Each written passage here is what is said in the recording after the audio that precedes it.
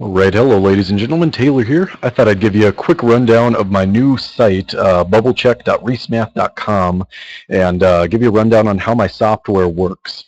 This is the third iteration of my software. Those of you who have been with me since the beginning have seen the other two iterations that have run relatively slowly, to be honest. They've been a little clunky. I'm really pleased with this iteration. It's been really streamlined. The grading has been streamlined, and you should be able to get results really fast with a nice, crisp, clean interface. And you should be able to get a lot of good data from this site. So I'm going to walk you through here right away. Again, the URL is bubblecheck.reecemath.com. I'll put a link down on the bottom of this YouTube video as well. I'm going to go ahead and log in with my credentials on the front page. You can register, obviously. You can do a lot of things on the front page, but I'm going to go ahead and just log in with my standard credentials here. Right away you'll see some site news, so if there's anything that I need to let you all know, I'll go ahead and post that there. I rarely, if any time, will email my user base. I'll probably just put a little post on the site news here. Anywho, going over to my courses, this is where you can add courses, you can share courses with other people. If I choose to share my geometry course, for example, with other people, I just need to type in their email address, and they can either edit the course or at least view the exams and view the results from that course.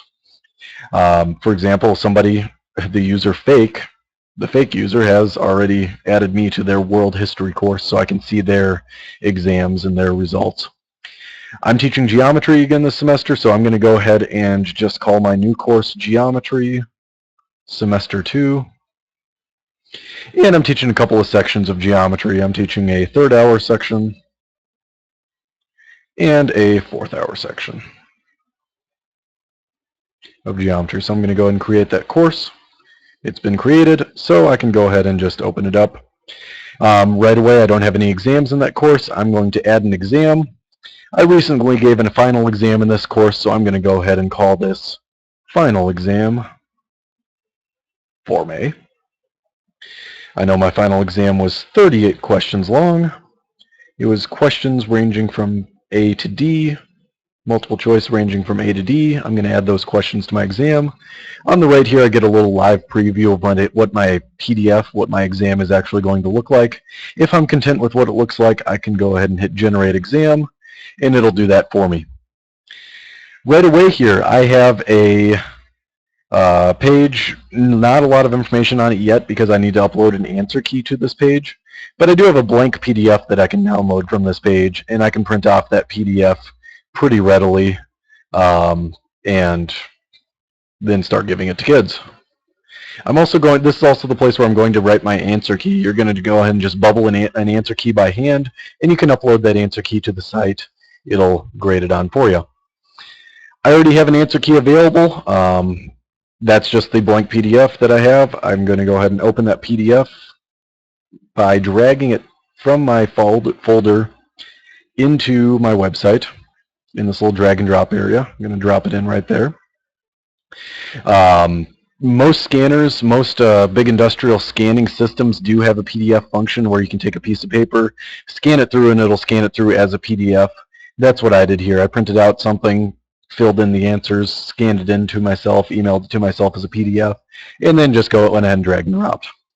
Notice right away that in my PDF, my answer key, my answers were B, D, D, A, C, etc., just as reflected right here, B, D, D, A, C, etc. for my answer key. I can go ahead and upload a set of student answers. Here's my Chapter 3 students. I'm going to go ahead and upload that by dragging that into my Chapter 3 slot here. For the sake of anonymity for my students, I went ahead and changed all their names on these exams. Like this is little Timmy's exam, this is little Sam's exam. Sally had an exam as well, Lisa had an exam. I went ahead and just dragged those exams on over to my site. The site, it'll take probably maybe a minute or so to upload. Right away, looking at my exams, I had little Timmy, Sam, Sally, Lisa, Chris, Lucy, etc., who all took the exams. It looks like little Timmy did the best. He got a 33 out of 38 points, which turns out to be an 86.8%. Sam did all right. It looks like Lisa had some trouble with this exam, but all in all, students did pretty well. I can pull up from here, I can pull up exam statistics. I could drag and drop more exams if I had a few more. If the drag and drop feature is not working for you, you can always click on an exam as well. My apologies, my Google Chrome just crashed here. Here we go. So I can go ahead and click on the drag and drop students section here as well at any point. And I can choose the exams, the PDFs by hand if I like instead. That's totally fine to do too.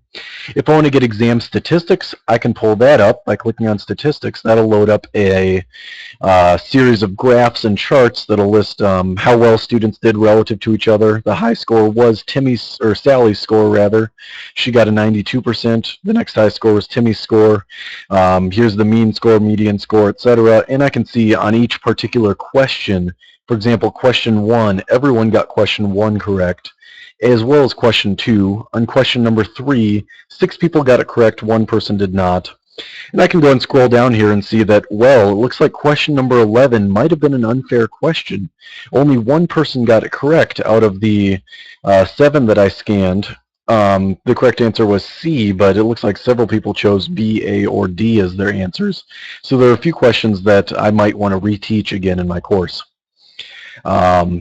Here's another exam statistics. I didn't want to show personal student information here, but here's my students who I've had in the past.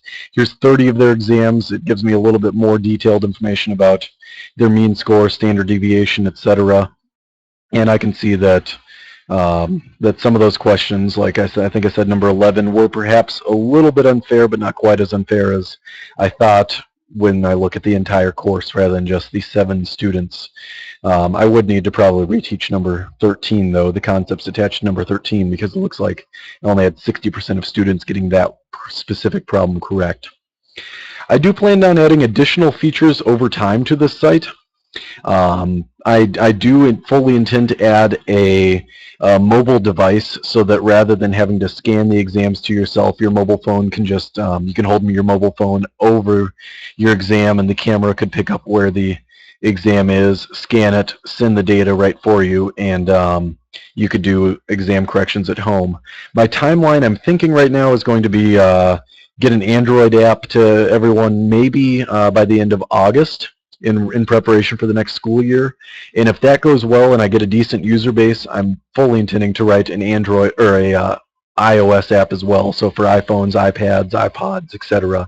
I'll have an iOS app as well that will do that. I'll need to purchase an Apple computer to do that, of course, but if I do get a good user base and things are going well, I will do that. You can also, by the way, I just want to point out, you can download results. That'll jump into an Excel file, and you can do your own statistics and observations on that Excel file if you'd like. Here we have a little Timmy with his score out of 38. You have a little Sam out of his score, etc. You can do your own statistics on that as well. Anywho, it's pretty easy to use. If you want to share those results, like I said, you can go ahead and just click the share button under my courses. You can click the share button, and if I want to share that with my colleague Bill, I can go ahead and type in his email, click on add, and then Bill's would become an editor of the course as well, or I could have Bill be the viewer of the course as well. If you have any questions, don't hesitate to ask. My site is just reecemath.com. That's Reece with a C. I have a contact forum. Feel free to contact me at any point. I would love to hear from you. If you have any troubles with the site, I'd love to hear from you as well. Definitely hit me up. Have a great day. I hope you get a lot of use out of this site. If this goes well, I'll keep on writing more apps that'll make teachers' lives easier. Have a great one. Bye-bye.